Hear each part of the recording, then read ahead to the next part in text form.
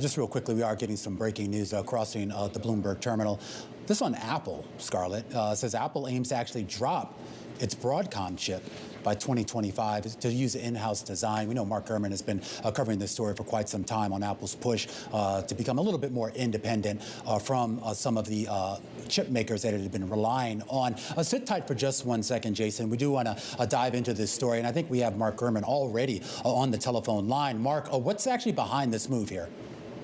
Thank you for having me. So this is about Apple trying to reduce its dependency and its reliance on outside suppliers. Over the last decade or so, you've seen Apple slowly design out some of the chip makers, right? Samsung originally designed the main application processors in the iPhone and iPad. They've been Apple chips now for the better part of a decade. You saw starting in 2020, they moved away from Intel in Macs toward its own Apple silicon chips. They've done more custom silicon around the batteries, around the cameras.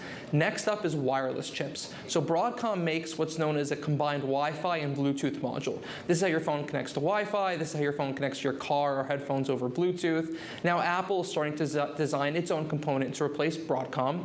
They have been paying, they have a $15 billion deal with Broadcom right now that expires at the end of this year. So this would replace Broadcom after that. The other big chip is the cellular modem. We've discussed on here for some time that Apple is going to design Qualcomm out of the iPhone after their bitter legal dispute a few years ago. That's happening as well, probably around the same time at the end of 24 or 25 with an Apple in-house modem. All right, another great scoop out of Mark Gurman with Apple now pushing to replace the chips inside its devices with homegrown components. And of course, that would affect Broadcom. The shares have been up 3% here on the day, now down in the red 1%. Of course, Apple, one of Broadcom's biggest customers.